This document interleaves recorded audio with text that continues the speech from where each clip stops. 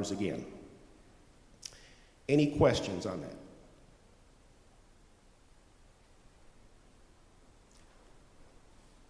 If there are no questions, Nick, I will make a motion. No questions. All right.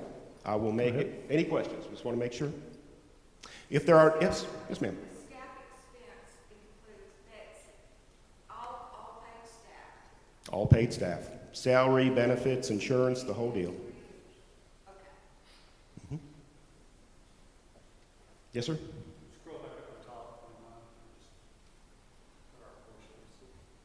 Is that what 8% of our portion? It's about 75%. Our apportionments came in just a little bit higher. So, again, we don't have it in the budget to make 100% full apportionment payment. The only comment I would make, having been in your shoes for 2 years, would be those items that you listed as A, where we're basically supplementing our operations. Make the microphone. The only comment I would make, if you scroll, if you can see all the A, we have 3 different areas where we are essentially supplementing our operational expense with, and Bo, we've talked about this for years, with savings, right? We've got money that's been designated. It's in special funds for music, youth, children's ministry, go down the list. If you think of that as savings or something earmarked for a specific purpose, the only concern I would have long-term, if this is a long-term approach, we're taking money out of savings and using it for OpEx expense, for staff, et cetera. And I'm not saying one's right or wrong, but I don't know if it's a sustainable approach. So we need to think about it long-term.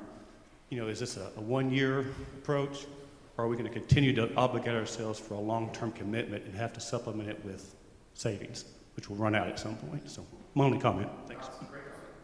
Great comment. Yes, ma'am. Well, it's a 5-year, it's just a revolving 5-year business loan, basically. What was the length of the mortgage? The term on the mortgage.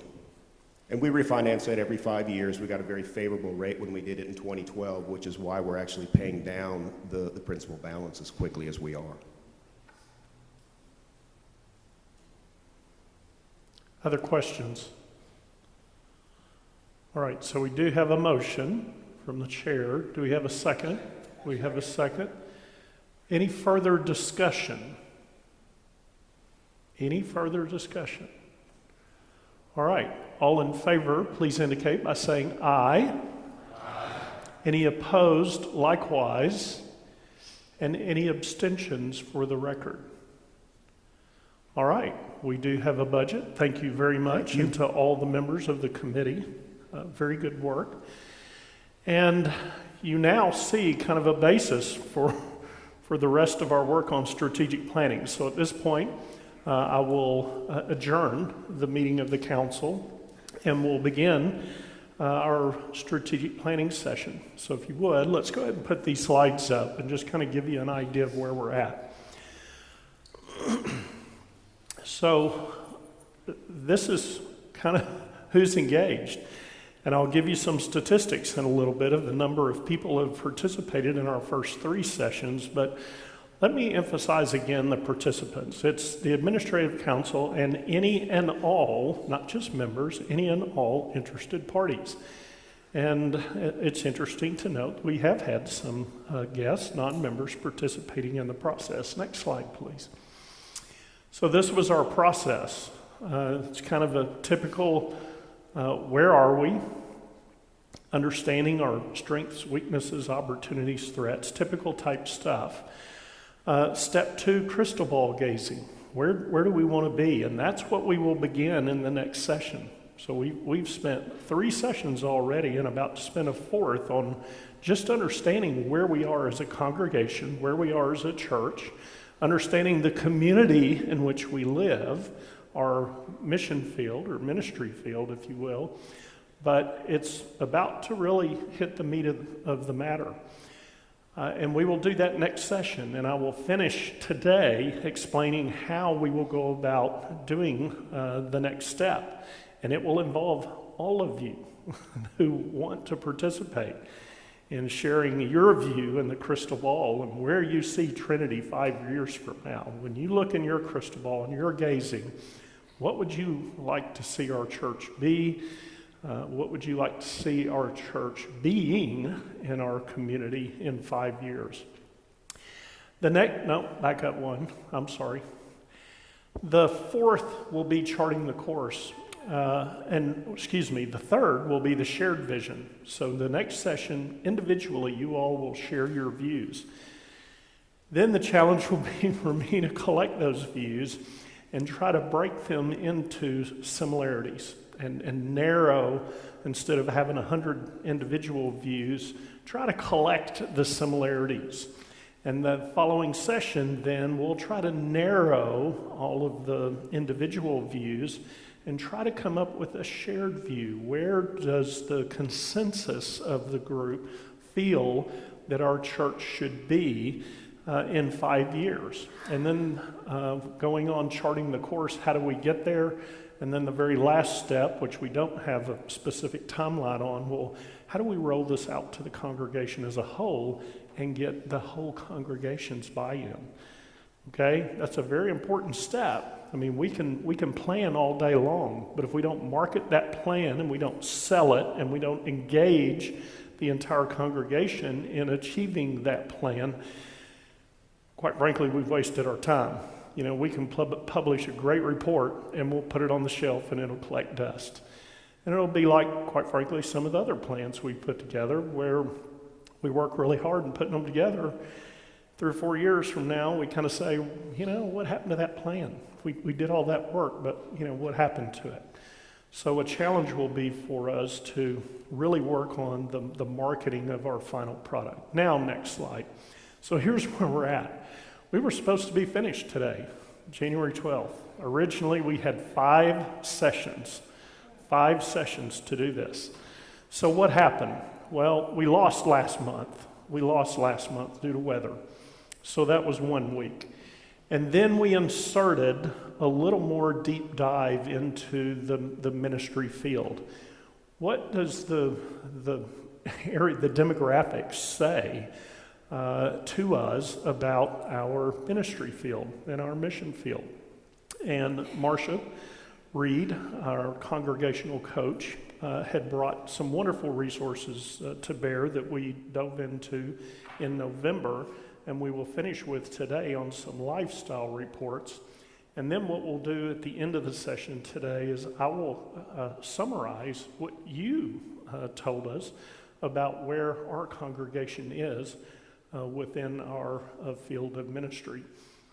Some pretty interesting information that you shared with all of us. We just collected it, and we'll give it back to you today to help you prepare to come to the next session and say, all right, I've listened to our self-assessment on where we as a congregation are, what areas we're good at, what areas we're not so good at. We've listened to the demographic data. We've listened to lifestyle information about the people who live in our area of service. Then the question will be is, what do we see? All right? So with that, I'm going to then turn it over to folks who have graciously agreed to share these visions of different lifestyles that are prevalent in our area. So if you look at the data, and Marcia could explain this much better than I, but unfortunately she had a conflict today and couldn't be here. But we've provided these pairs of folks with information on the top 5 prevalent lifestyles in our community. There are a total of 15 different lifestyles that the conference has collected data on. These total 15, I think, represent 95% of the population. These top 5, I believe, represent about 50%. So a statistically significant portion of the people in this area. These are the top 5 lifestyles. And they are in order, and I'll read these out. They're kind of interesting names. The Power Elite, number 1. The Suburban Lifestyle, number 2. singles and starters, number 3. I've got singles and starters. One is singles and starters urban ambition. The 4th is singles and starters striving singles scene, so the singles. And then number 5 is flourishing families. So Matthew and Jamie, that cap. So we'll turn it over to the 2 of them. And I've asked everybody to try to keep these within 10 minutes. If you need a little longer, fine. Some will be a little shorter, but we'll go through it. So microphone, please. It's over here.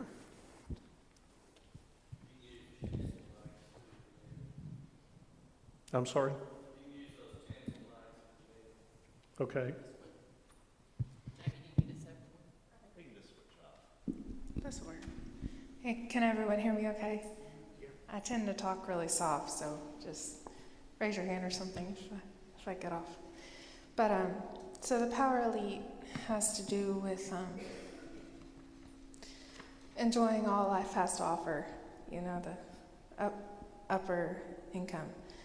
And as quoted, Jesus said it is easier for a camel to go through the eye of a needle than for a rich person to enter the kingdom of God. Now, as referenced in Matthew 19:24, in interpretation, Jesus was identifying to the cultural challenge of wealth, i.e. the desire for it, as the issue here. And it's an issue that hinders the faithfulness of all people, regardless of the lifestyle group. Income is only one factor in the complex descriptions of these lifestyle groups. In the Power Elite segment, their perspective on religion is complex, and the phrase divine right, stemming from the divine right of kings, historically speaking, is a metaphor here containing the different levels of meaning. Influence is more valuable than money and represents the true wealth among those in this lifestyle segment. People in this lifestyle group shape their environments and the world around them by assuming levels of responsibility and authority. Many in this lifestyle segment view religion as a foundation of order and good moral behavior, believing that the church should promote teamwork and encourage peace and instill respect for authority. They are drawn to churches that foster charitable acts, teaching, and or performing arts, and they seek churches of high reputation. These churches may be associated with nearby universities, hospitals, disaster relief agencies like the food bank, and these churches people in this lifestyle group are more likely to participate in missions, outreach, more financially, or through policy development. Many in this group have advanced degrees, perhaps in medicine, science, law, business, or technology. However, they also tend to respond strongly to liberal arts in forms of music or dance or art. So they are likely to value churches with long-standing history and ecclesiastical traditions. They will become impatient with churches that are unsuccessful at accomplishing significant mission outcomes. Divine right in this application alludes to the theory that power and authority is allowed and given by God, and those in position of influence and wealth are rightfully placed in society. Thus, people in authority may be flawed, but the solid governance and moral fundamentals of our society remain absolute. A few more key notes on this data before I turn it over to my very intelligent husband. The people in the Power Elite lifestyle segment tend to have a very global outlook, which is very, I think, awesome. I do too. So they value cross-cultural experiences and have a genuine concern for the environment, not merely locally, but also on a global scale. They are drawn to preachers and spiritual leaders who promote that and who are knowledgeable about their spirituality, embrace cultural diversity, and foster values of peace and love. People in this segment tend to be hurried, and therefore they may not spend a lot of time mingling prior to or after the service. So ushers and greeters should show genuine interest in others' well-being and should be effective communicators in the mission efforts. So I will now turn it over to my husband. Some other things we found whenever we were going through this data is that most people in this segment of the power elite, they tend to have backgrounds in the liberal arts, and they're inspired by great music programs, history, and thought-provoking sermons. Also, it's a tendency that they can handle sermons that have a lot more grammatical complexity to them. Well, that's something I think is great, that we've really drawn a lot of people in with Betsy's sermons. You know, to me, whenever I read through this description of ways of ministering, I really thought that Betsy's hit the head on the nail with this segment. One thing also that's called out here is that this group finds music to be extremely important, both in the contemporary style and in more traditional musical worship, but it always has to be an excellent program. And personally speaking, I think that we've really devoted that, at least I can speak to our traditional music, that's something that brought us into the church as members, is we felt like we had a really great music program here. The contemporary services I've been to, they've been great too. With education, most people in this group tend to value Sunday school classes that are thought-provoking, that focus on reading materials such as books or handouts. And because most of the power elite tend to travel a lot, the report says they value short-lived Sunday school lesson plans, 1 to 3 weeks at a time, versus something that's maybe like, say, a 12-week program. It's difficult for this group of people to get engaged with something that lasts many months. I think I've seen that with some of the programs we've went to. We've seen people show up for a week or two and then... With small groups, there's a call out in this saying that small groups can be very valuable to this group of members, and something that Jamie and I both have felt a strong calling is for small groups in the church. When we were reviewing the data, I know that Mission Insight, the people that put together these reports you can view, they have something called a congregant plot, where we could plot out where all the members of a congregation are at and try to focus on small groups. But on the other hand with that, it's hard for this segment of people to make time for the small groups. So we might be wasting energy, like Nick was speaking about, making plans that we can't execute. But that's something that I feel would be good to pursue. I'm going to skip through some of this, and one thing that I really found interesting, speaking about finances earlier during the budget, I noticed we had some earmarks there where we were getting funds from other sources. And according to the Mission Insight reports,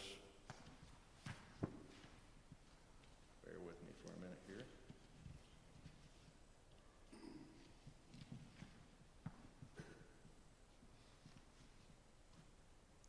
It was saying that most people in this lifestyle segment will donate to a unified budget, which whenever we're putting our money in the envelope, that's what we're doing, is just donating to the church's unified budget. But something that it calls out here is a lot of these power elite people tend to like to have their money go to a specific cause. So an ideal I had reading through this for the power elite would be to maybe change our offering envelope, if it would be possible, and to break down the budget into multiple groups and give people an ability to send part of their tithe to, say, the music program or the youth program, so that would empower them with more, more feeling like they know where their money's going, rather than just having it go to a big cloud called the budget. And that might be something we can carry on in the future sessions. We do find missions to be important in this group. Normally it's going to be global missions tied towards the environment. I think with Heifer, which we had on the Christmas Eve service, that's a good example where it's both local and global.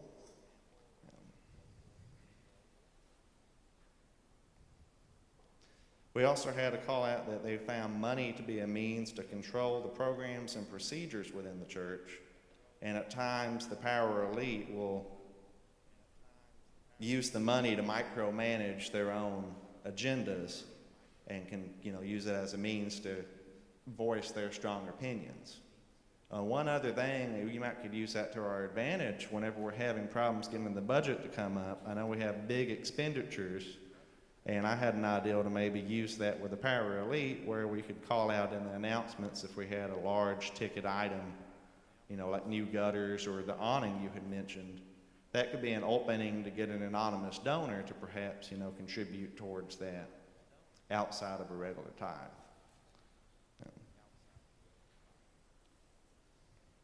We also had a note too that, you know, everybody in the Power Elite tends to be very hurried and busied. They find it easiest to receive their information through the internet or through electronic communications, which I think we're doing a good job of that. Another call out is on the building. I know that they said here Power Elite doesn't like anything used. I don't know. I've seen a lot of things like in our Trolman's area that I think look great, but I can tell they're not necessarily the newest. But with our common areas, the lobby, some of the Sunday school rooms, if we wanted to attract more Power Elite, we might want to unify things with a nicer appearance. Like our Journeys classroom, you know, looks great. It's got good paint. It fits in with the rest of the building. And some of our other common areas, like for example, Martin Hall isn't necessarily to the same standard as the rest of the church. So we might want to look at the Power Elite, like everything, to have a consistent, more upscale look. And that could be another draw there. Does anyone have any questions about the Power Elite group that we might could answer from having reviewed the data? Any questions?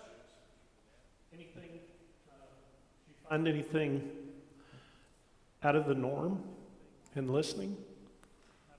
It's not a question, but I do believe, it's not a question, but I do believe many times that people become generous when they know that there is a specific need, or they know that there is an open door to answering a need that they see, such as maybe perhaps paint. Sure. They just are not brave enough to walk in the door. Great. John. What percentage was that the largest group? I was just curious about the top five. Said they made up 50% of the overall. If we can maybe do that group by group, that's And what I just be curious about that. And I will get that information. I don't have it. Okay. These are the top 5 in rank order, and combined aggregate, it's around 50% of the population. And I'll try to get those numbers for you. That's all right. I'm just curious. Well, the people on. All right, online. thank you. I'm just curious about the Power Elite. That word elite sort of bothers me, especially when you put it among us commoners in the church here. Did I understand that we were going to sort of set them in a different area or in a different classification within the church? I mean, by different, I'm not easy of hearing anyway. But explain how the Power of Elite, besides the way they operate and what you would expect of them, are they to be recognized as different individuals in the church? I mean, this is the way I understood it, that they are to be recognized as the Power Elite. No. Please be careful about drawing any conclusions from how these groups or segments of the population are titled. I too, looked at some of these and went, really? I mean, we're labeling. These are just groups of lifestyles, and they had to call them something. Quite frankly, I would have preferred it to, they have AO2. And really, it's broken down. They have 5 different large group segments, and then within the large group segments, they have sub-segments. We're not trying to define people. This is just how the organization who did this survey is categorizing and labeling a group of people that that have like perspectives. Okay? So we're not trying to label anyone. Hold on. And to clarify that, this is in our catchment area, that 5 miles. That's not who attends Trinity. Yeah. This has nothing to do with Trinity membership per se, other than most of our members do happen to live within the segment of the population where these are the prevalent lifestyles. Okay?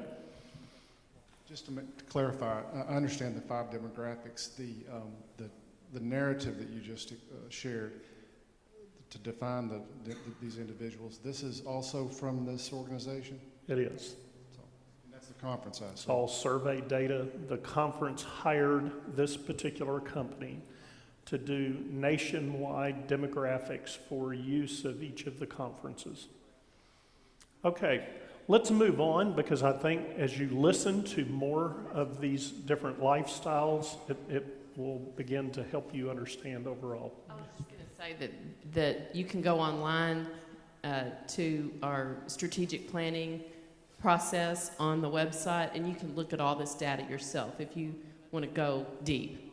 Yeah, all the reports that they are summarizing for you in about 10 minutes are multiple pages and very in-depth. Let's see, Britt and Rick.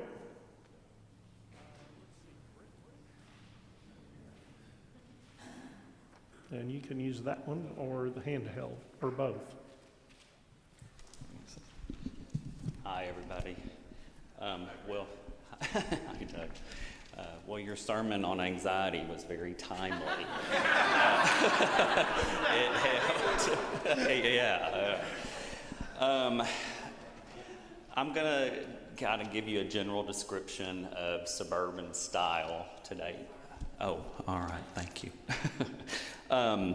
Suburban style actually consists of several lifestyle segments, from sport utility families to settled in suburbia, cul-de-sac diversity, and then soulful spenders, which Rick will talk to you about. And this group really mainly consists of Generation Xers. These are people that were born between the mid-1960s and the early 1980s. So we are middle-aged. I am a part of this group, but I'll let you decide what decade I was born in. These people are used to change. They are nurturers. They understand the need for diversity. Suburban style consists of ethnically mixed communities, families, and couples. I really think sometimes maybe why we don't invite these people to take part in our church is we think maybe we don't offer what they're looking for. But really, with everything else set aside, all the underlying effects are people really just want a place to belong, a place where they're loved, they want friendships. So I think this is an important demographic for Trinity to attract. These are people with upscale incomes usually, so naturally, just discussing the budget, I'm sure we want to attract those folks. They are very sociable and involved, and they build strong attachments in their communities. They understand that neighborhoods are the heart and soul of their mission field, and they have high interest in entertainment and typically belong to clubs. They're involved in charities, sports teams, support groups, things like that. Social media and the internet are large parts of their life. And so, I think the Trinity app is very timely as well. These people, or many of these people in this group, may not be regular church attenders. So having access to it is wonderful. These people in this demographic, God is of a high priority to them, but they may be on the fence about church. They tend to be church shoppers in a lot of cases, but they are attracted to churches with large resources, offering lots of programs specifically for youth and young adults. They understand the need for young adults and to catch Generation Y for the church to survive. They want their children to be understood. Because youth and young adult concerns are a high priority for them, adult parents, as I mentioned, may be a little less involved, and really mainly because they're skeptical about doctrines and dogma, but they are certain about one thing, and that's God's love. And maybe they're often use quotes like, whoever does not love does not know God. These groups tend to connect in smaller midweek sessions a lot of times, and not necessarily a Bible study or an on-campus study. They might connect in smaller groups associated with Trinity, just about general life concerns or social issues, that type of thing. They want a pastor to lead them in the mission. They want somebody to inspire them, somebody they feel a connection with, not necessarily just someone that preaches to them. And these people value their time just like everybody else. Sorry. There in a minute. I tend to move around, as you can tell. And you've got a cord, so you can't go too far. They value their time, so these people will avoid getting stuck on committees, but they will catch fire. If it's a cause they believe in and you've piqued their interest, they'll be strong advocates for you. And this Gen X demographic, they tend to have a high percentage of volunteerism and will spend their time in a worthwhile cause. They're fun, friendly, forward-thinking people. On Sunday mornings, they want more than a friendly face. These people are looking for friendships and a basis. They tend to be moderate to conservative in their social concerns and their faith convictions. I mean, I consider myself conservative. I don't know. Some people probably don't think I'm conservative. Well, I thought you might have a reaction. I don't know. This group, they're not threatened by other religions or other philosophies. In fact, they embrace that. This group doesn't like blanket moral imperatives. But they also don't like controversy. And so these people will tend to slip away and drop out of sight if a place is intolerant, if there are issues in the church. They are turned off by conformity and predictability, and they like surprise and creativity, urgency. Overall, they're looking for a fun place to be. Remember, if you value your time, you're not going to spend it somewhere that you're not having an enjoyable experience. These people do not go to church out of duty or obligation.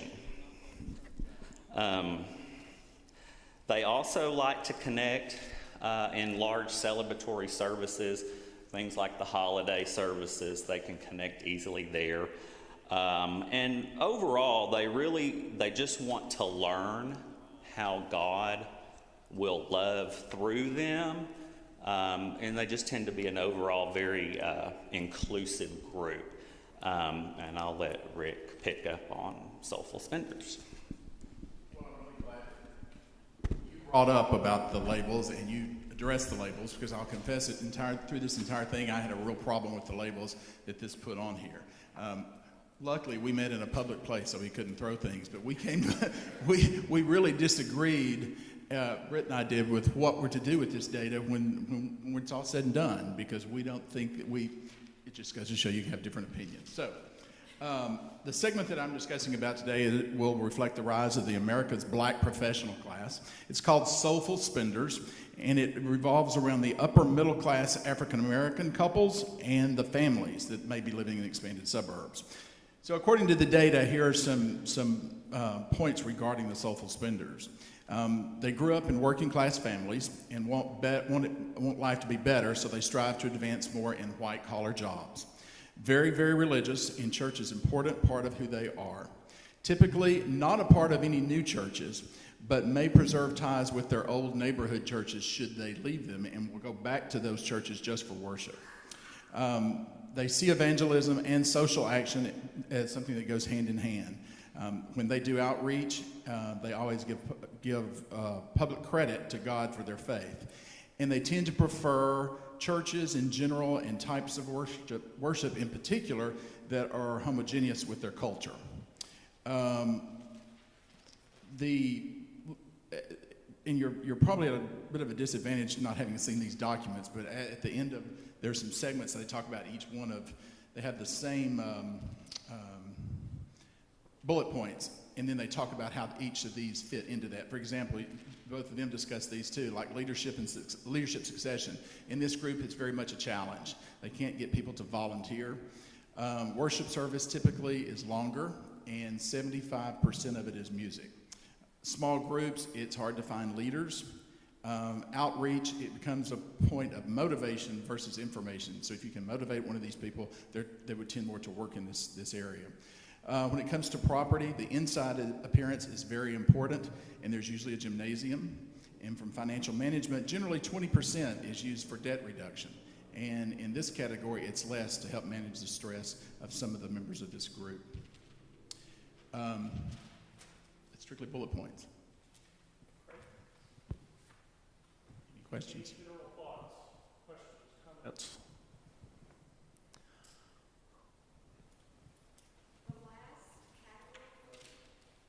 The last category, is this a response about the black churches within our conference? Or is this about inner city young black? Within These a are 3-mile radius. These are demographics for a 3-mile radius around Trinity. So that is saying that the young blacks prefer to go elsewhere outside the 3-mile radius? No, I didn't interpret that in what they said. Well, it's not necessarily young, it's upper middle class African American couples and families. That they may tend to be dedicated to their home churches, perhaps. And this one is actually a subset of what he talked about. Right. Okay, we have. You might live and you might worship, say, at Teresa Hoover United Methodist Church on 12th Street and grown up there, but you may be living in West Little Rock now and going back. I think that's what is an example. Let's be sure and use a mic. I'm not sure how many people we have online, but we've got 6 or 7, and they can't hear you if you don't use a mic. So. That may also mean, as an advantage for us, that they would value, cultural bridges, like we've talked about, diverse music and, bringing their culture, they would value that. All right, we've got 3 more we need to jump into. Next is Adam and Baxter. And this particular is titled Singles and Starters, and the subgroup is Urban Ambition.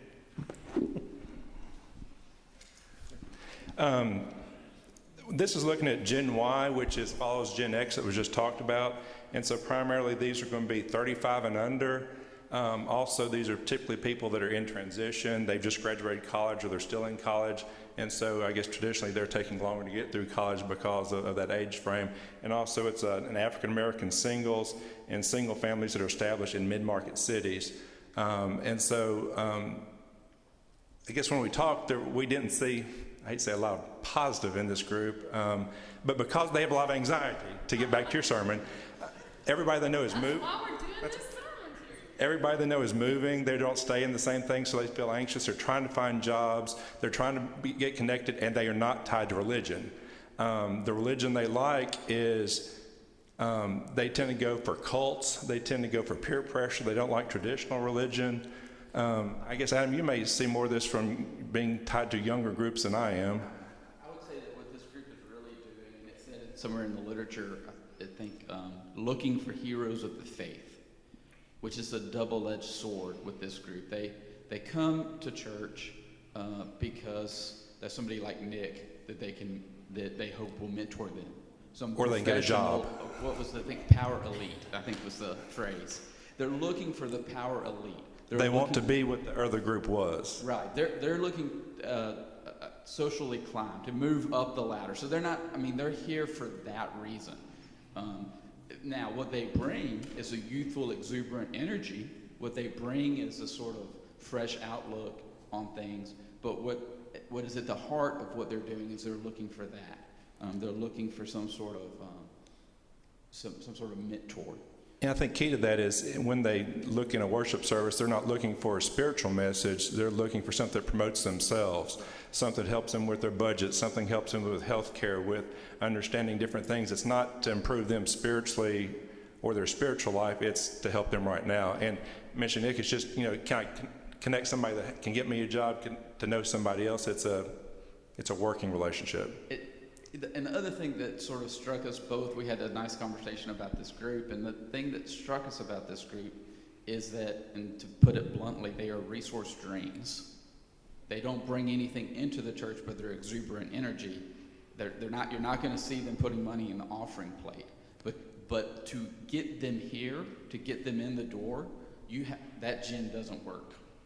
You have to have a great soundtrack. You have to have the iPod kind of soundtrack. You have to have a hip, vibrant coffee house, Starbucks kind of atmosphere.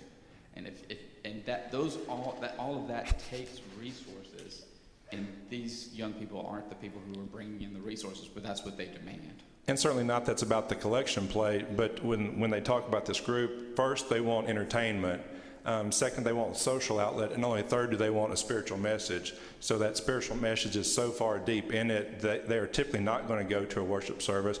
I think like y'all's group, the Metcalfs, it's when they come, they'll come for a few services, like 3 or 4, but they don't want anything that's long and prolonged. And I was surprised being totally removed from this group. I think they're all technologically tuned in, but they're not. They text, but they don't use the internet because they can't afford the plans that have the internet usage. So our apps and our internet is not going to work for this group as it's defined because they can't afford it.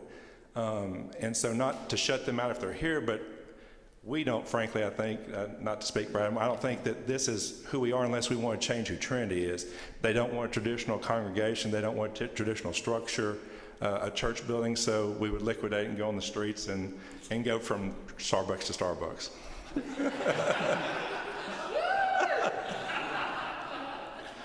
One of the phrases in here that stuck with me was pub theology, and having a wife who lived in England for a while and loves British movies. We saw that movie, The End of the World, which is all about an English pub crawl. It's a great movie. I highly recommend it. But that being set aside, this pub theology really goes against these other groups that have been presented. It's a sort of a more casual theology. You're not going in depth. It's what you're doing when you're sitting at the pub with your friend.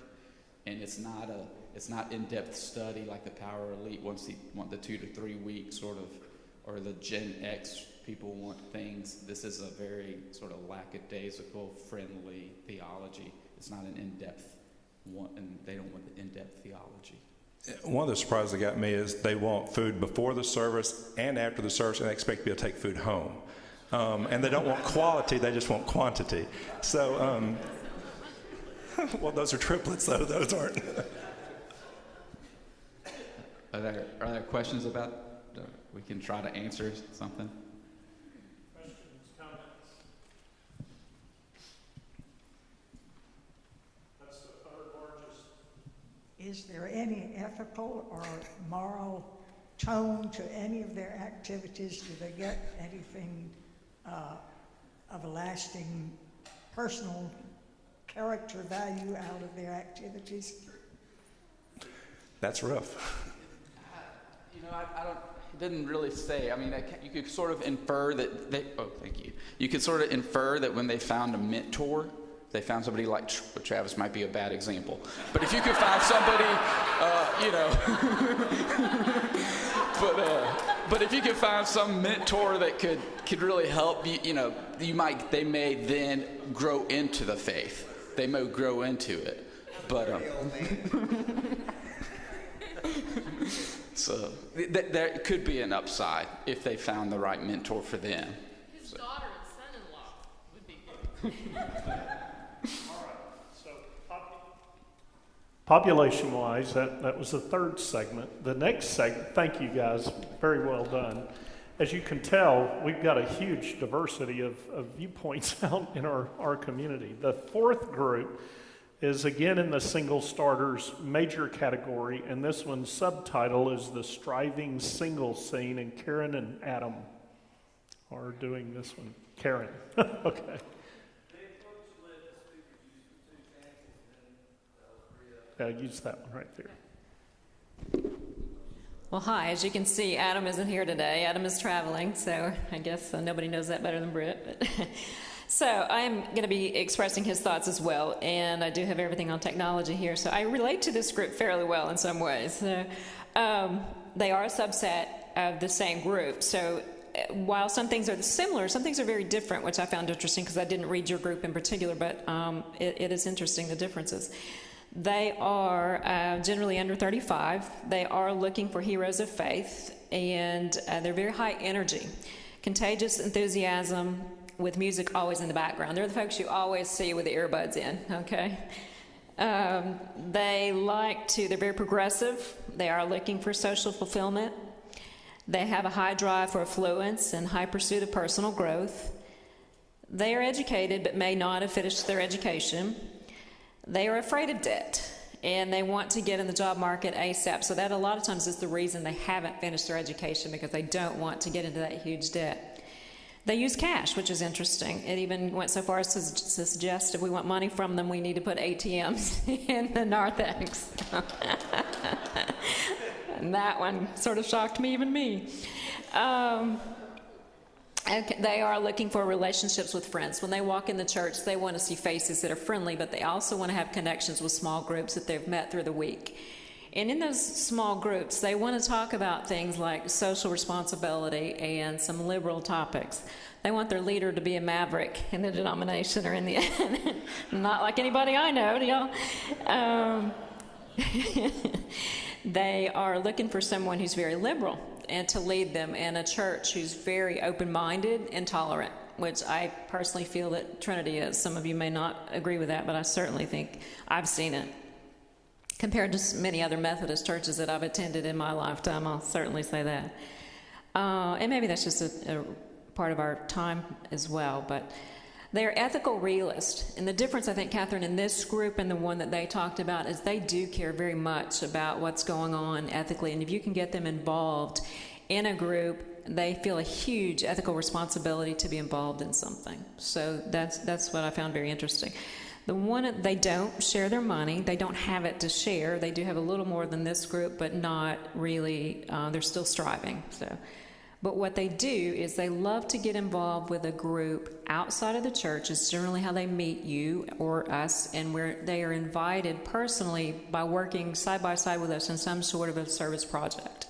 So I think that was one of the things as your new miracle team leader that hit me the hardest was we've got to get out there into some missions, invite people that are not necessarily churched into those sort of service opportunities and get them working with us side by side. Let them see our habits, our serious love for Christ, and let them get to know us in ways that they wouldn't, because they're not going to come in the doors unless they're personally invited through something. And they've got to see leaders that they're the same thing. They don't want to see leaders with feet of clay. That's a big one. It's a win-lose quick, because if they see hypocrisy, they are fast to run. So that's a big piece of it. They're not necessarily committed to faith. Christmas and Easter, you're probably find them in the Caribbean.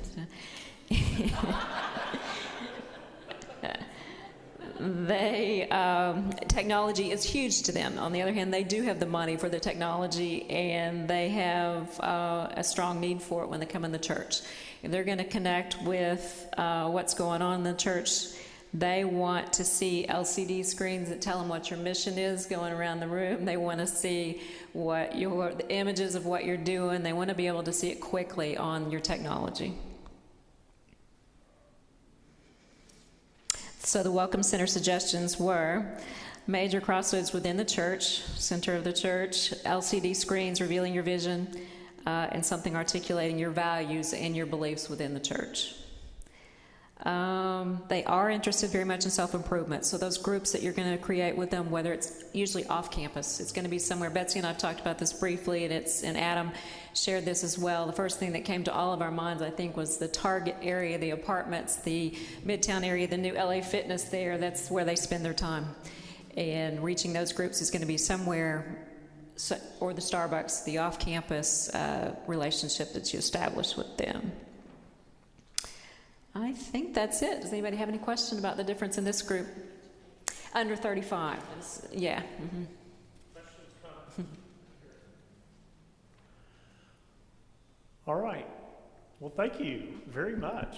Well done. So that was our fourth group. The fifth group, Flourishing Families, and it's called Family Funtastic. And Travis and Doug worked on this, and it looks like Travis is going to take the lead, and Doug's going to support. Well, let me tell you how that happened.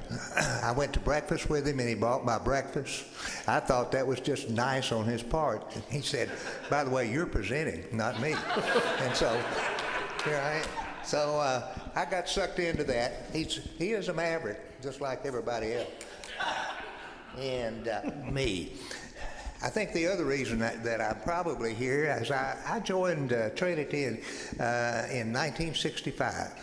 So I've been around here almost as long as Olin Taylor, and that's sitting out there.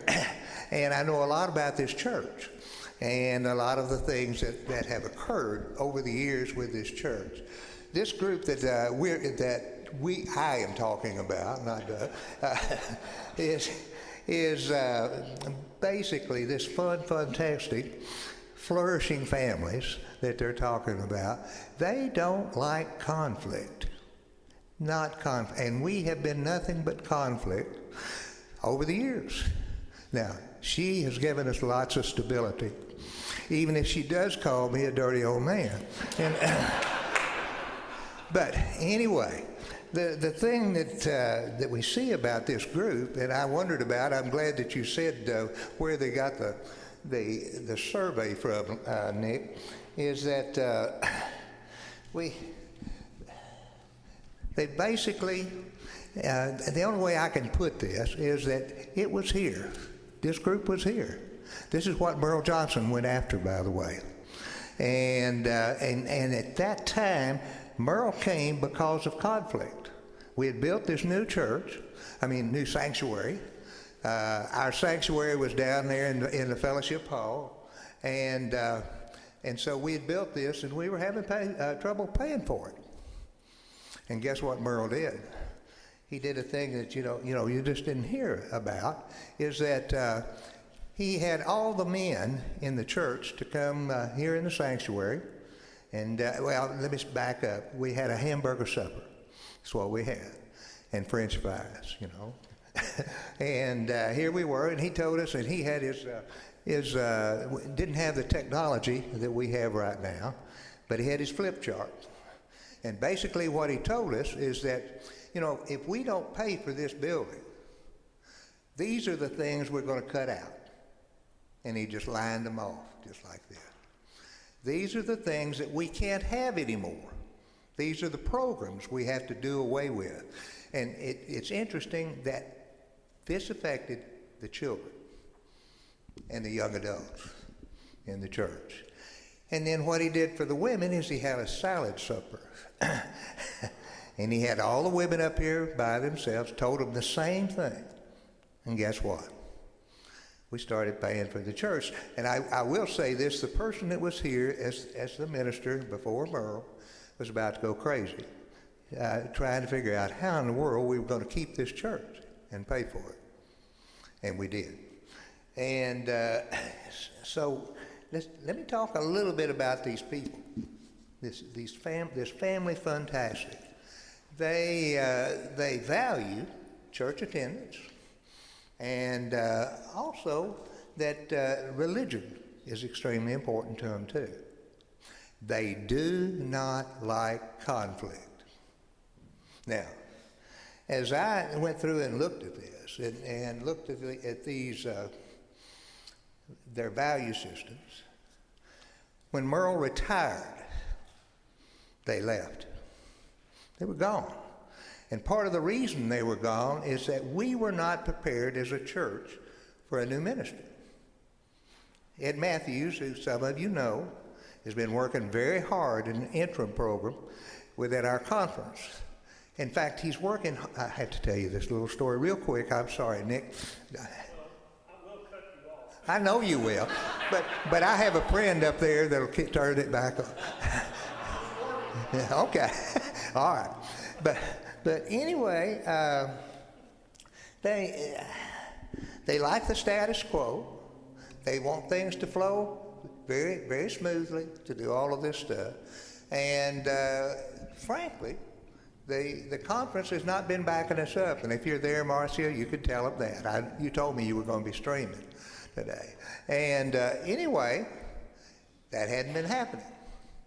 And at some point in time, even though I want her to stay until she retires, this lady's going to lead us. And we're not going to be prepared unless we really look at things realistically. And I've heard in some of these other programs, I've read it too, that music is important. We've got to do something about that. And we're in the process of looking into that right now. And so these people that I'm to be talking about here, they don't like controversy. They want the status quo to stay the same. They'll vote in a minute. That's the way I look at it. If things are not going their way. And I have to tell you this too, Betsy. They're going to give you about an hour for your sermon, period. Or they'll give you an hour for any program, period. And then they're going to vote. They'll be leaving and going out the door. Because they feel like it's pretty important to them that the other things that they're doing besides religion is important too. And so, anyway, the thing here is to understand that, here's another thing too, I hope the conference hears this. Within this 3-mile radius, my son-in-law said there are 11 churches, 11 Methodist churches. 13. Huh? There are 13. It's been added up. Okay. Now, one question I have for you. Do you think that's a good use of resources? No, I say. And you're going to cut me off? I'm cutting you off because you're getting into your crystal ball. Well, that's all right. That's all right. Of course, I've seen all of this longer than you have. All right. So, we've now gone through 5 lifestyle segments. Time for a couple of comments, and then we're going to summarize where you all saw Trinity and a little bit of this. They're asking for a microphone.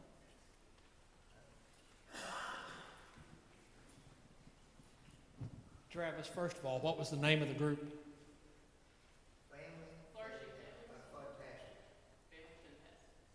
All right.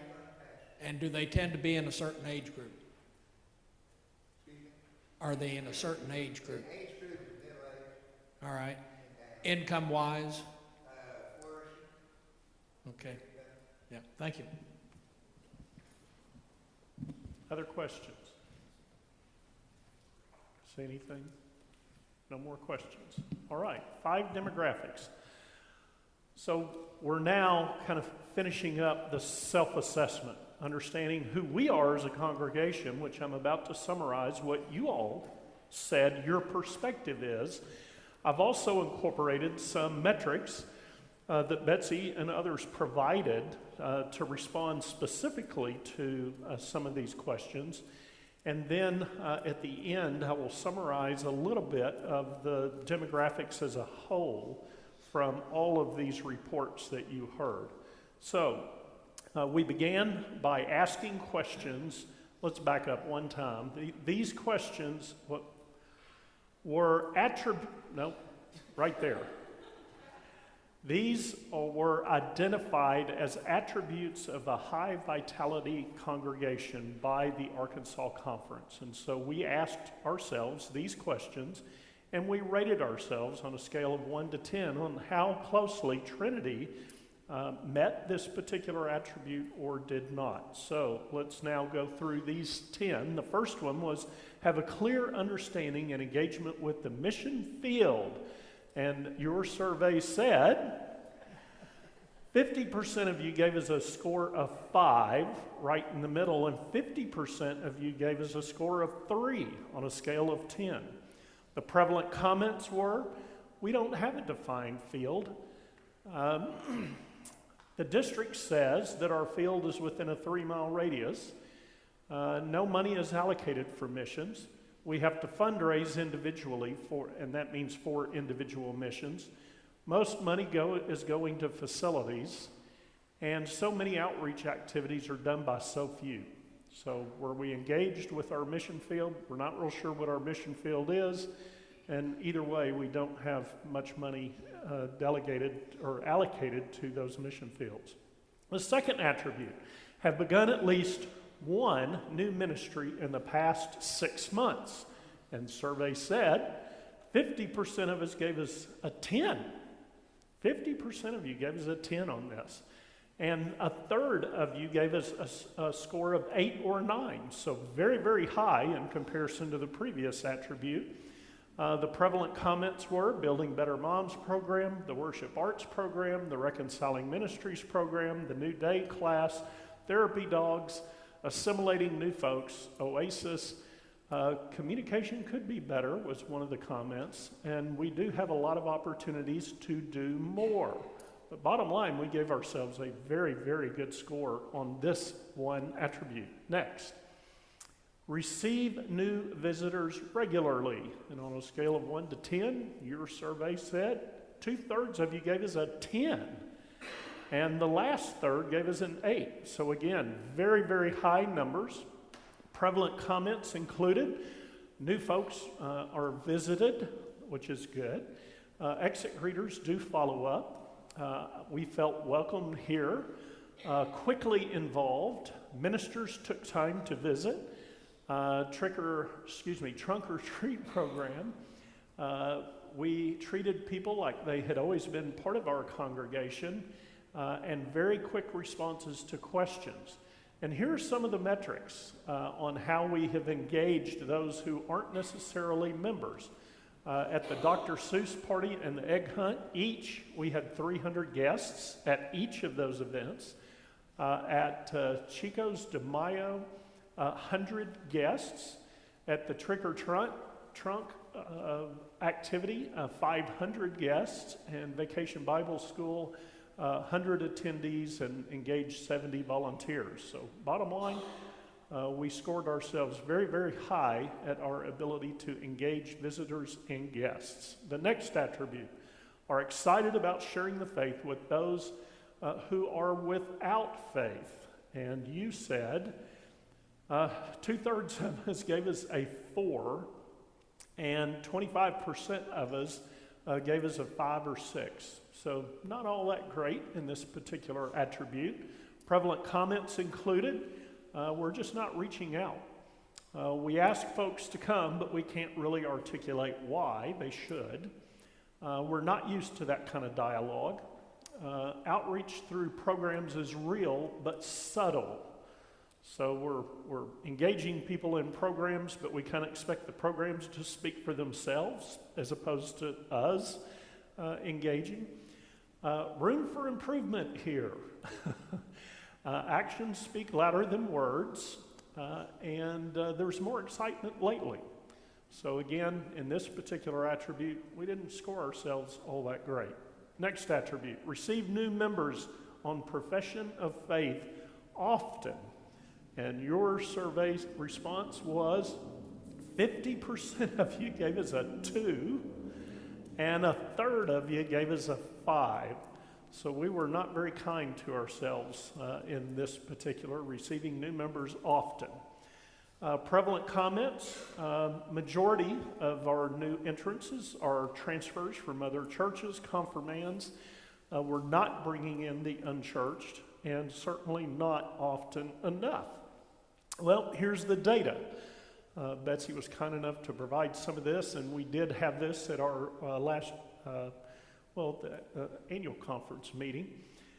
From 2012 to 2013, charge conference to charge conference, we went from 965 members to 1,019. 85 new, 31 were lost. Included in that 31 were 19 deaths, 6 baptisms, 20 professions of faith, 47 from other Methodist churches, and 14 from non-Methodist churches. So our perception that a majority are coming from other Methodist churches is certainly true, only 14 from non-Methodist churches. Our average attendance in 2011 was 328, in 2012, 430, a big improvement. And then in 2013, we slipped a little bit, and we're back down to 387. Okay? Next, we baptize children, youth, and adults often.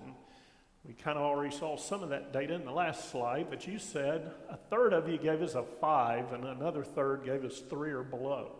So again, we didn't score ourselves very high in this particular category, which again has to do with we're not reaching out to the unchurched.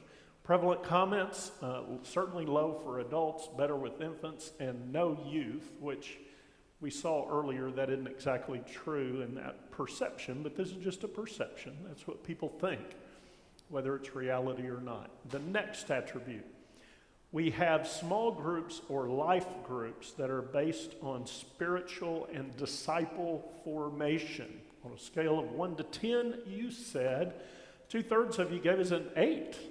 That's pretty good. And the other third gave us a 6, which, in the middle of the road. Prevalent comments included, better than other churches. Sunday school classes are great.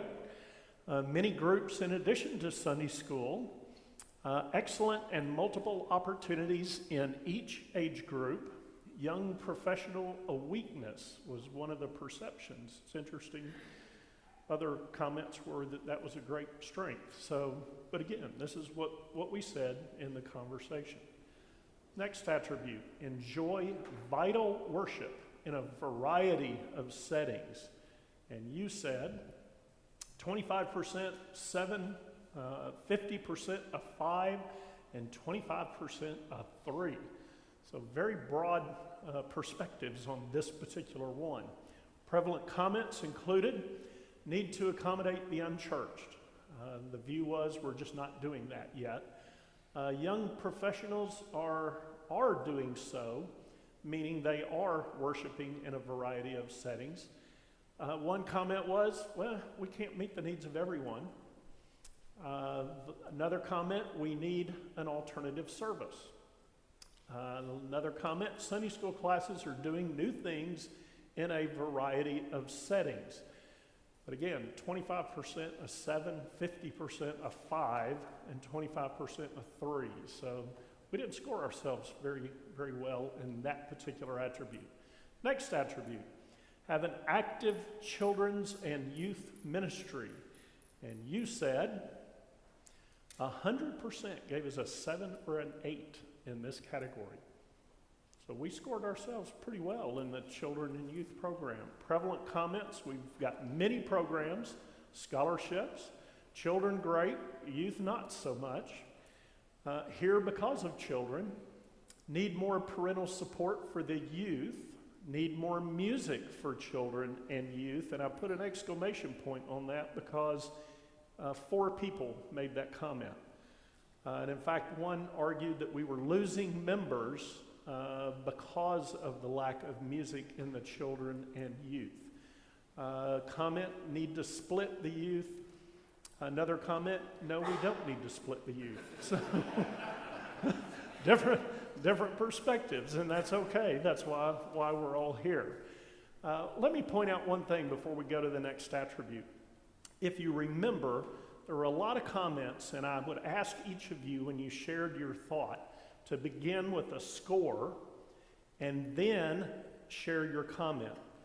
And as we went through and we listened to each other, it was amazing to me, and Susan noted it as well, that when I would take the final vote, votes changed, which is one of the reasons why it's important in all of these processes for us to be together as we go through this process, because many things in our minds or our perceptions are because we didn't know about it.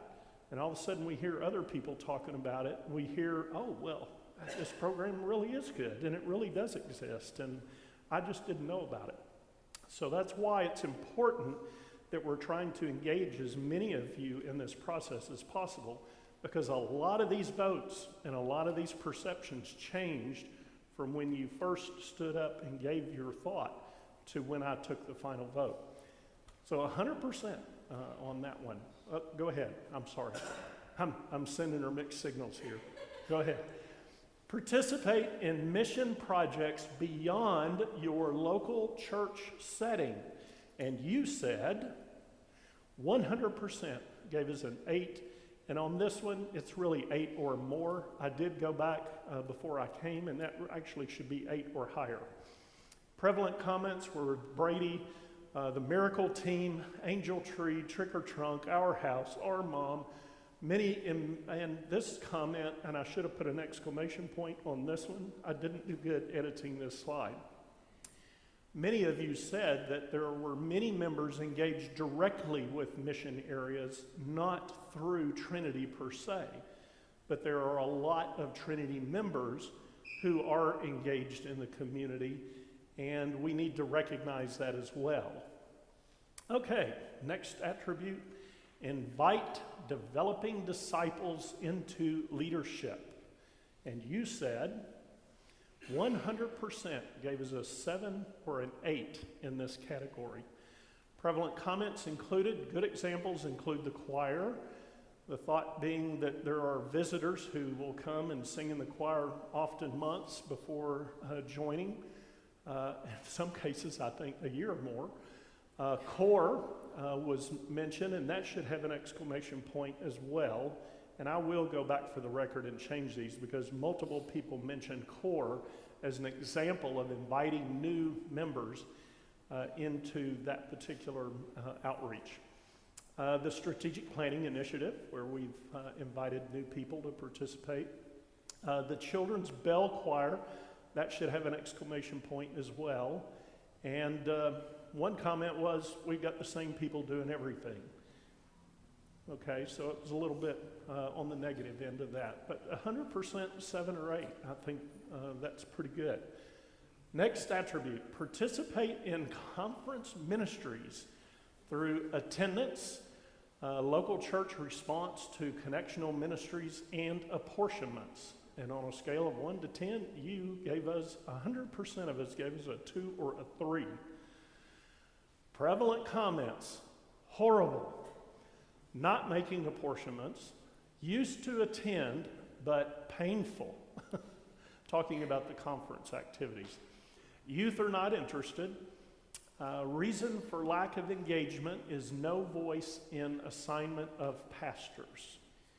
So bottom line, our engagement in the conference, we gave ourselves a 2 or 3, and I think our track record kind of backs that up. Next attribute. Implement a financial plan based on healthy financial practices. And you said 50% of us gave us a 5, not so great, and a third of you gave us an 8. Prevalent comments, great financial practices. The endowment program will help. Energy management should be addressed. And I will tell you, we kind of ran out of time on this particular one, so there weren't a whole lot more comments on that particular one. So the next slide. here is our financial picture. Again, Betsy, thank you for the actual data and metrics. Average income for our church between 2007 and 2011 was $884,342. In 2013, we had a budget, you saw it earlier, of $950,000. In 2013, of that $950,000, $922,000 of that was pledged. You saw the results earlier. 2014 budget was $1 million initially. We just obviously voted to lower that to $950,000. As of mid-November, I had $840,000 pledged, and that number kind of varied off and on. When I put this slide together, that's what I remembered. 31% are new members. We have 36 units who regularly attend, who give nothing at all. And we have 190 member units on the roll who give nothing at all. Something for us to think about. But what's interesting is we heard that there's a large segment of our community who will engage, but who don't either have the financial means or won't make those financial means available. I think two of the segments that we talked about earlier were in that category. So, what's next? Next slide. The connection to the mission field. I'd very briefly ask this question on a scale of 1 to 4. Please rate Trinity's connection to our mission field. On the left side, some of you may have a hard time reading this. I am. We do our own thing. Number 2, we know we're disconnected. I'm not sure how that's different from we do our own thing. Number 3 was we're making adjustments to accommodate and or invite. And number 4, our ministry reflects and is in touch with our mission field. And we, in general, all agreed we were in category 3. This was an assessment that we had to turn into the conference. I turned in on your behalf based on your responses to all of the questions that we just went through. Next slide. So, Trinity's mission field. What do you consider our mission field to be? And here were the prevalent comments every time this came up in the 3 weeks that we debated this. It's more who we are than where we are. Radius means nothing. What's right in our backyard is important. Just need to reach unchurched wherever they are. Some viewed it as the entire Little Rock MSA, the mean statistical area, and should focus on 0 to 40 and African Americans. Those were just comments that were provided. So next slide. Then we get into the demographic data. And I'll share this with you. This came from Carson's, a lot of Carson's data, and he graciously worked with me this week to kind of put 5 bullets together on his presentation. Little Rock's population is just under 200,000. Trinity is centrally located with 78,000 residents within a 3-mile radius. So a vast majority of Little Rock's population resides right in 3 miles of our church. The 3-mile radius of Trinity is comparable to the entire demographic of Little Rock. Okay? If you go further west, that's not the case.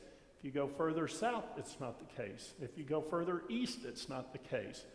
Trinity is so centrally located that we touch so many of the varied demographics that our demographic within 3-mile radius actually matches the entire city of Little Rock, okay? That's not the case other places. Central Little Rock is a stable, mature community whose residents are middle to upper class and primarily white-collar workers, relatively well-educated, with a balanced representation of age groups. There's no prevalent age group within our 3-mile radius or within Little Rock proper. Majority of households, 72%, contain 1 or 2 people, so small numbers of people in households. Of the families with children, approximately half are single-parent households.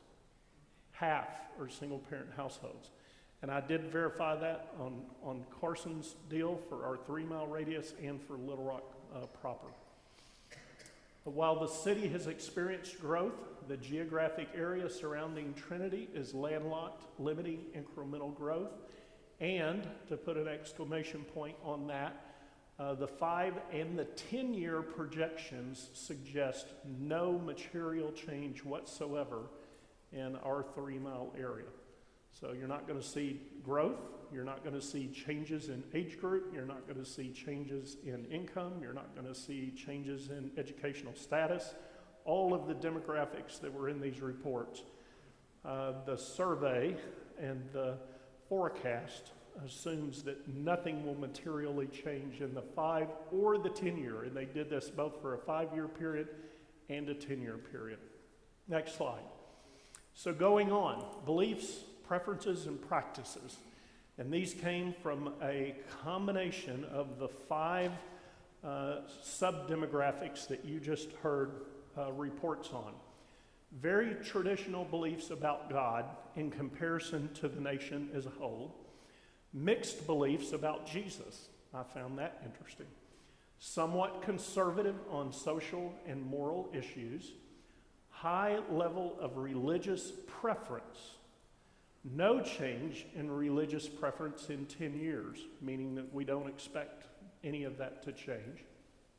Somewhat more Christian than Jewish or other. We would expect that in the South. Somewhat more significance of faith than the nation as a whole. So faith is significant, more significant to us than for the national population. Radical change in significance of faith in the future. I need to do more research on this because the radical change didn't say whether it meant it was going to go up or it was going to go down. I need to research that. And maybe some of you who have done this know the answer to that. I need to go look at that. But the summary said that you can expect radical change in the significance of faith on our lives in the future. And very online versus traditional media. We heard that. Almost every one of the segments said very, very online versus traditional media. Next. So the mood and the value indicators. We heard this over and over. The pursuit of affluence is very important. Somewhat weak devotion to family. I found that kind of interesting. Somewhat weak. And on these scales, it's very weak, somewhat weak, neutral, somewhat strong, and then very strong. Somewhat weak devotion to family. Career pursuits are somewhat unimportant. I found that interesting when we're pursuing affluence. And I did check that. And that's what it said, that career pursuits somewhat unimportant. And I think, not sure, but I will verify, that that's a career with one company, as opposed to a job. I'm not out looking for a career per se. I want work, but I'm not looking to go to one company and create a career. I will validate that, and the data. This is still our 3-mile radius, which again, I want to emphasize, is very similar to the entire city of Little Rock. Okay? Extreme concern for the environment. Not just a little, extreme concern for the environment. We heard that in some of the demographic data. Very strong practice of giving. Very strong, not strong, very strong practice of giving. We have opportunity there. Religious faith is very important. Mixed entertainment activities. There was no focus on one thing versus another. Significant desire to broaden horizons. I think we heard that in the demographic data as well. Very likely to pursue personal growth. I heard many of you share that attribute. And a low sense of well-being. Low sense of well-being. That's some of that high anxiety that we heard in a couple of the segments. Okay, and then the last. Community inclinations. And this is one versus the other, okay? This is a snapshot. Somewhat global versus local. We heard that in several. Somewhat traditional versus progressive. Mixed on restrained versus indulgent. So some of us are kind of restrained and some of us are indulgent. Somewhat planned versus spontaneous. Very dutiful versus carefree. Mixed on security versus fulfillment. Meaning, I'm going to go out and try to experience all kinds of stuff versus, nah, I'm too worried about my security to take risks. Moderately more affluence versus simplicity, so more complexity in life. Moderately more concern for others versus self. And I think we heard that in a couple of the demographics. And we're mixed on the lead versus follow. So, with that, that's our last slide. And we are 2 minutes over schedule. Next session, you have an assignment between now and when we meet again on the second Sunday of next month. I will ask each of you to give us no more than a 3-minute view into your crystal ball. And you may think 3 minutes isn't very long. I promise you it's plenty of time. It really is plenty of time. And Susan and I are going to be writing like mad to capture it. All right? And I want you to be as specific as you can be. I want our church membership to be X. I want our youth program to double in size. I want a youth choir that has 30 people in it and performs once a month or every Sunday or whatever it may be. I want you to be as concrete as you can possibly be, okay? Look into your crystal ball. It is 5 years from now. What does Trinity look like if you got your way? You're the king, okay? And you get your way. And, it's 5 years from now. So, if you think we're going to be 20,000 members, maybe not. And I will also open the door on this because it's important for you to hear the views of everyone in this congregation. I've gone through this with my own company before, and 13 years ago, I had a representative on my board of directors who said my company wouldn't exist in 5 years. And they were serious. And they gave us 5 reasons why we wouldn't be here in 5 years. Extraordinarily valuable point of view. And obviously my company still exists, but I'm here to tell you there's nothing invalid with that crystal ball view. You heard a comment earlier. We got 13 Methodist churches in a 3-mile radius. 13 in a 3-mile radius. Should we exist in 5 years? I'm just saying. I'm going to throw that out. And equally valid will be we're going to double. And in fact, those other churches are going to shut down and all their members are going to join Trinity. And our youth program is going to have 100 people in it, okay? Our school is going to triple in size. Our choir is going to have 100 people, and we'll have 3 ministers of music working in tandem in all the different programs. And I've seen that happen to churches in a 5-year period. I have. I've seen churches do that in a 5-year period. So the challenge for you is you've heard our own self-assessment on where we are today. You've heard information about what our community looks like. Whether it's a 3-mile radius or it's Little Rock as a whole, doesn't matter. You saw the data. I promise you, I've studied that data left to right. So don't get hung up on the 3-mile radius stuff. If you believe our mission field is bigger than 3 miles, it doesn't really matter. I mean, we are where we're at. So now you have your challenge. 3 minutes. 3 minutes. I will cut you off because we'll have a lot of people. And in fact, I think I showed the on the second or third slide the number of attendees that we've had on these sessions, and these are only the ones that signed up on the list. So wherever the list is, who has a list? That's up here.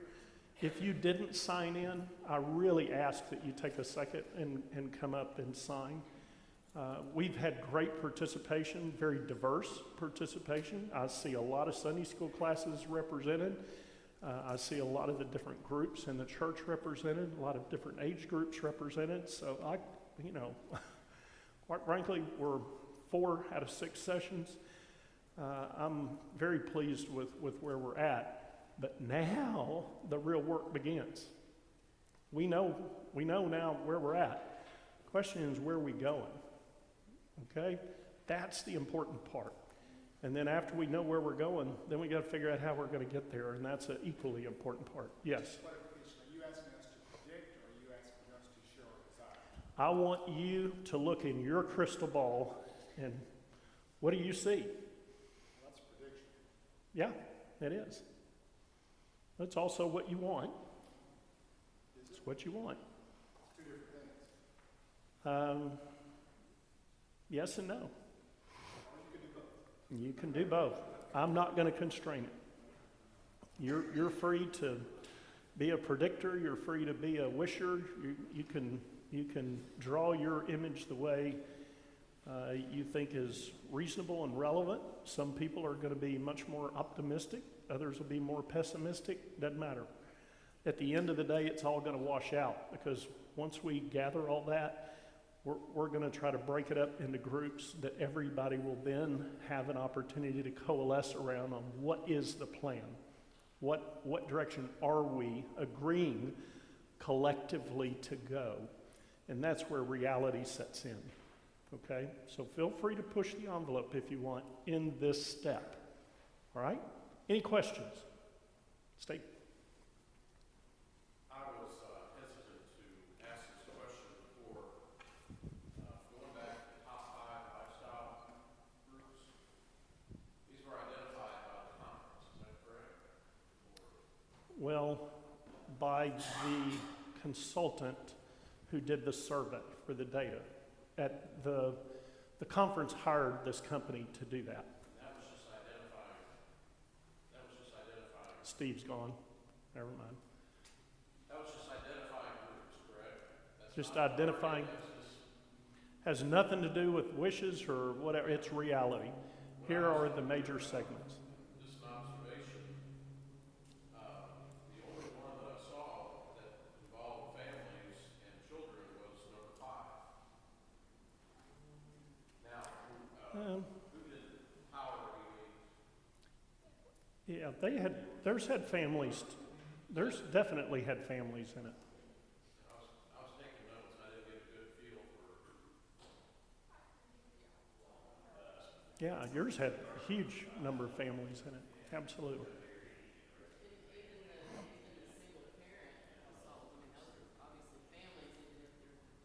Yeah.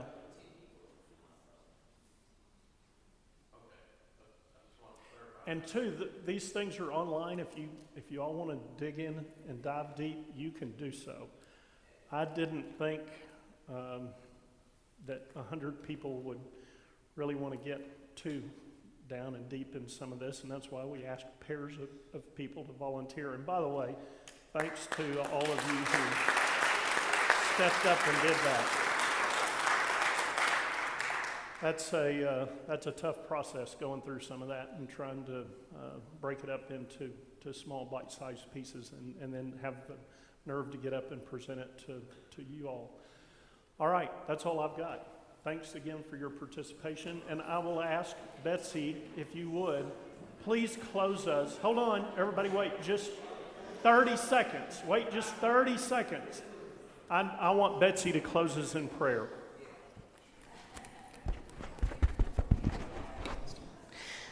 Will you join with me in prayer? Lord God, I want to thank you for each and every person who came today and who watched online and who have contributed to this process, most especially today, those who assisted in sharing the data, and Nick for all of his hard work and keeping us together and on time and moving forward. It is a hard process, but we want to acknowledge that as we work, so your Holy Spirit is at work too in the process and with us as we discern where you would lead us. Help us between now and the time we gather to be in prayer and in very deep thought about that, about how we can grow together and move together. In your most holy name we pray. Amen.